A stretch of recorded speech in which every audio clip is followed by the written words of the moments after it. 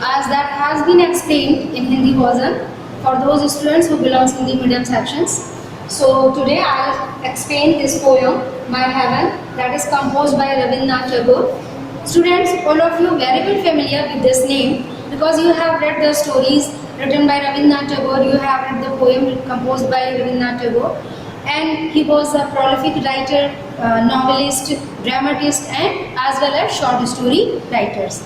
And the work that came from the pen of Rabindranath Tagore enriched the English literature.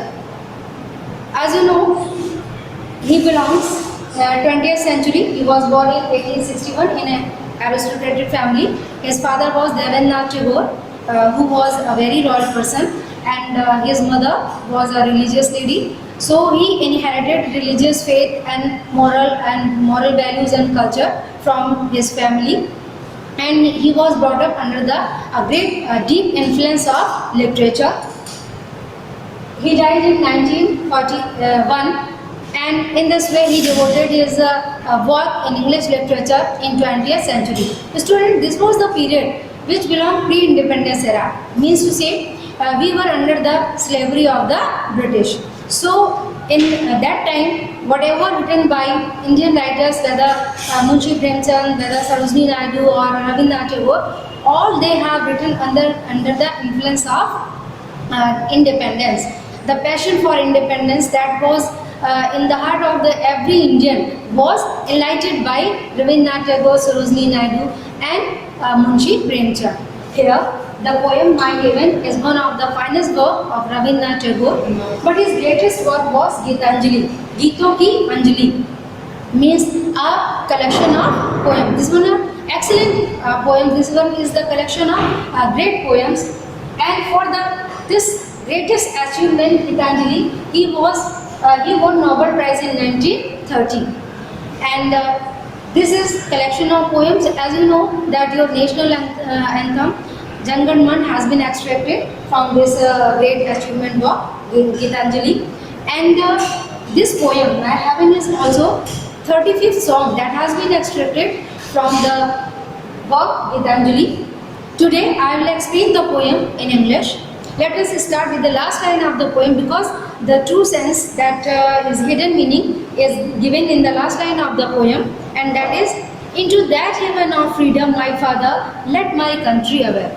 Here in the poem, the poet visualizes India as an ideal country, and he prays to God that India should reach in such a blissful condition where people enjoy the freedom, true freedom, freedom of duty, freedom of right, freedom of thinking, freedom of work, freedom for achievement. So the real freedom should be enjoyed by Indian, and for that he prays God that India should be free from the slavery of British rule. And he visualizes India, he imagines India as an ideal country where the first line of the poem, where the mind is without fear and head is held high, where people live fearlessly, without fear, no fear of the slavery, no fear of the rules and regulations made by the British, but under the influence of Constitution. Okay, so Indian people should live without any fear, and the head is held high. Head is held high means they should live with dignity, with the self-respect. Next line, where knowledge is free means knowledge should be free and knowledge should be shared by all without any distinction. Without distinction of rich or poor, without distinction from lower caste and upper class, without distinction of caste, creed and color and language, etc. Knowledge should be shared by all. And next line, where the world has not been broken up into fragments by narrow domestic goals. Narrow-mindedness, narrow thinking. He prays God that India should not be divided at the basis of class, creed, dharmik mat vishwas, at the basis of class, creed, religion, language and community. Okay, because this division weakens our country. ये जो जाति धर्म का बंटवारा है वो देश को कमजोर करता है. तो India should be united under the one leadership, under the one rule, without any distinction. Society should not be divided. Country should not be divided. It should be united.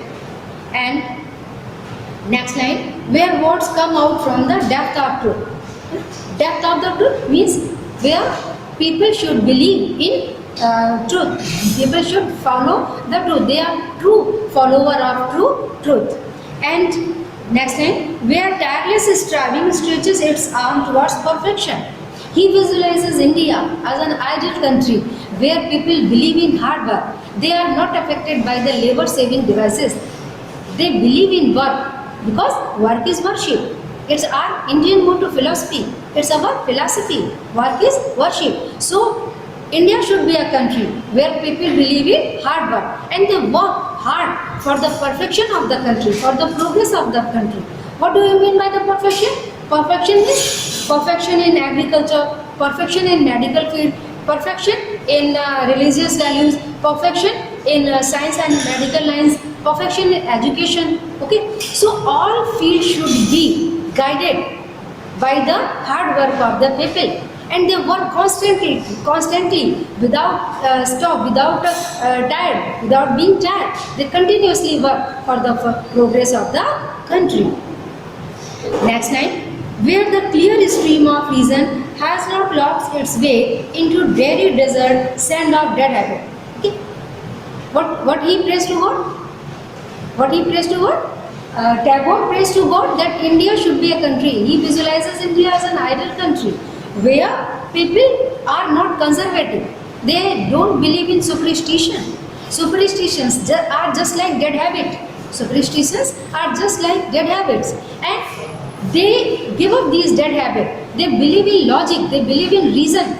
They judge the values and things at the basis of logic and reasoning and accept whatever useful for the progress of country, and they give up all those things which are not valuable, which are not helpful in the progress of the country. They believe in logic and reason. They believe in science as well as religion. And where the mind is led forward by into ever widening thought and action. Thought and action, thinking and working are guided by the God. They believe in God. They believe in the existence of God. Okay, and so they work and they think under the guidance of God. In this way, the poem also expresses deep faith of R.N. Tagore in religion. And finally, the last line, into that heaven of freedom, my father, let my country away. Once again, he prays God. He visualizes the India as an ideal country where people live fearlessly, where people live with self-respect, with dignity, where knowledge is shared by all without any distinction, where is no division of the world, there is no division of society and country at the basis of caste, creed and color and community, where people are follower of truth and they believe in work. Regarding work is worship. They work for the perfection, they work for the progress of the country, and they are men of reason. They are men of logic, and they don't believe in superstition. They are not conservative, and they work and they think under the guidance of God. So student, this is the explanation of the poem, and you have to explain first 4 lines of the poem from where to walls, and last one where the clear stream up to thought and action. These two stanzas are very important. As far as poem is concerned, the whole poem is very important, but you have to explain only 2 stanzas. As far as central idea and explanation is concerned, that will be provided in the form of PDF in your group, and this is enough for today. Thank you. Thanks to one and all.